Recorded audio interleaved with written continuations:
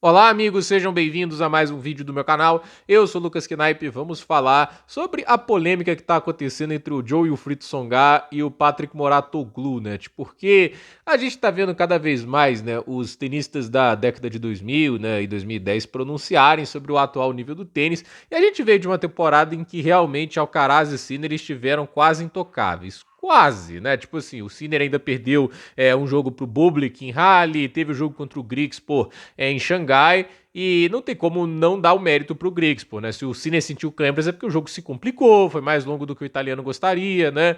E assim, o próprio Alcaraz teve seus momentos ruins na temporada, perdendo pro Goffin, perdendo pro Cameron Norrie, né? Isso acontece, entende? A questão que a gente coloca é, o nível deles comparado aos demais foi de uma disparidade grande, é só olhar nos pontos do ranking, né? E o Tsonga tá falando, né, que assim, a vida deles é mais fácil hoje, né? Tipo, tanto do Sinner, do Alcaraz, né? Ele soltou essas frases, etc, né, que na época dele dava muito mais trabalho pro Nadal, pro Djokovic, pro Federer, etc.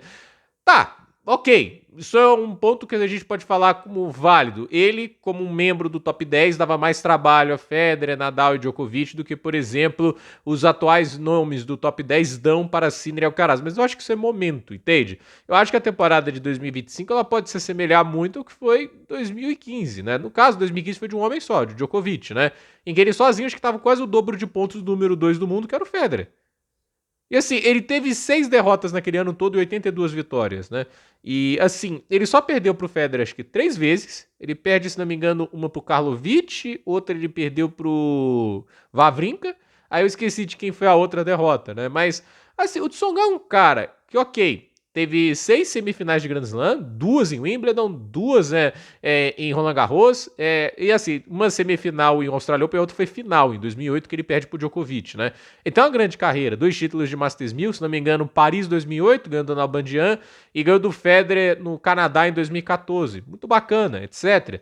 Mas a questão é, você crava que o Tsonga é um jogador, por exemplo, quem fala que ganharia regularmente dos jogadores hoje do top 10, né, pelo que tá dizendo. E assim, o Mouratoglou retrucou, falando que Fritz, Shelton, Musetti, que Deminar são excelentes jogadores e que não crava que o Tsonga ganharia regularmente desses caras, né? E aí o Tsonga disse que ele tinha que mostrar respeito, etc. E assim, acho que ambos têm razão em certo ponto, né? Mas eu acho que também a gente tem que falar uma coisa aqui. O Joe Wilfried Tsonga era um bom tenista, né? Mas eu acho ele um obstáculo, ele seria um obstáculo maior para Sinner e Alcaraz do que é um Zverev ou um Medvedev no seu melhor? De jeito nenhum. Assim, a gente tem que parar para pensar. Ok, um bom tenista, etc, né? Ganhou 2 Masters 1000, uma final de Grand Slam, né? Um ATP 500, tem 18 títulos na carreira, a maior parte no ATP 250. Mas é isso, tipo, eu vou colocar esse cara num pedestal e falar que assim, não, o Tsonga hoje mudaria o tênis? Não mudaria, não. Eu não acho que ele ganharia do Sinner, eu não acho que ele ganharia do Alcaraz, até porque o backhand dele não era era um problema. Era um problema que o Sinner e o Alcaraz iam explorar muito bem.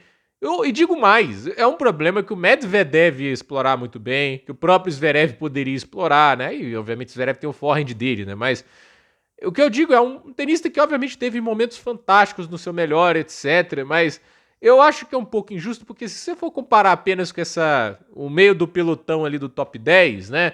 Eu acho que tá elas por elas, né? Tipo, o Davi Ferrer é um cara que só ganhou um Masters 1000 e ganhou e foi uma final de Grand Slam. Exatamente igual o Fritz. O próprio Tsonga pode ser comparado ao Fritz nesse aspecto, sendo que o Fritz ainda tem, por exemplo, uma final de ATP Finals. Eu não lembro do Tsonga ter chegado em uma, me corrija se eu estiver errado.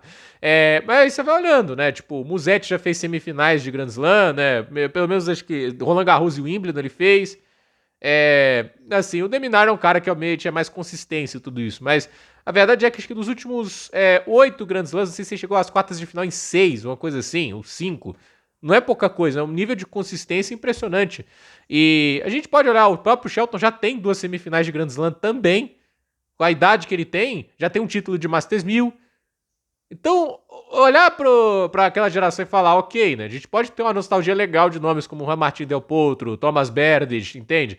Mas eu não acho que assim seja uma diferença tão abrupta. Eu acho que as pessoas exageram nisso, né? Porque, por exemplo, o Roddick em 2009, ok, ele ainda foi capaz de fazer uma final de Wimbledon, etc. Mas em 2011 ele ainda estava ali segurando no top 10, boa parte do ano. Mas ele não é tão diferente do que o Shelton estava sendo hoje. Aí a gente pode pegar, por exemplo, aqui, né? Tipo, Você tem. O ano passado, a gente teve um ano muito ruim de dois tenistas, a meu ver, que são muito diferenciados, que é o Zverev e o Medvedev, né? O Zverev em menor quantidade, o Medvedev em maior. Mas assim, o Medvedev jogando bem, ele dá de 10-0 no Tsonga pra mim. Eu não consigo colocar na mesma prateleira o melhor nível do Medvedev com o Tsonga.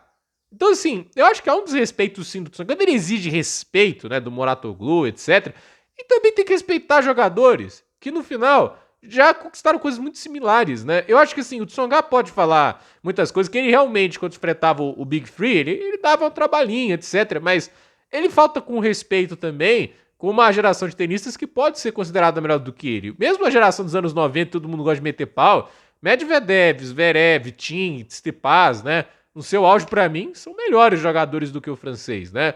Porque no final, gente, ele é um tenista tentando dar essa de cantar de galo, né, pra cima da geração atual. Mas assim, ok, ele enfrentou o Big Three, mas os caras atuais enfrentam o Sinner e Alcaraz, né? Não é fácil, os caras jogam em um nível de tênis muito impressionante. Que é coisa, tá, assim, proporcional ao que o Big Three tá jogando? Talvez.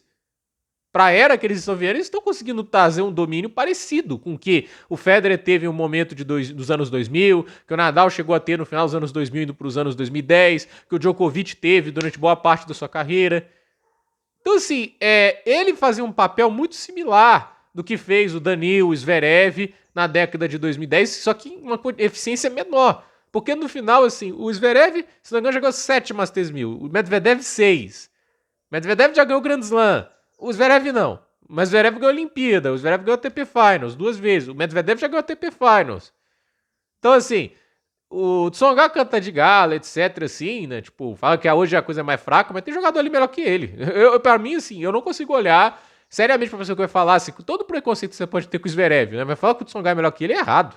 Isso não existe. Então, pra mim, assim, os dois podem estar certos e errados em certos pontos, né? Mas quando ele fala exigir respeito, ele também tem que respeitar os caras que estão ali atualmente, porque quando o Mouratoglou diz que ele não confia que ele ganharia deles com regularidade, eu acredito.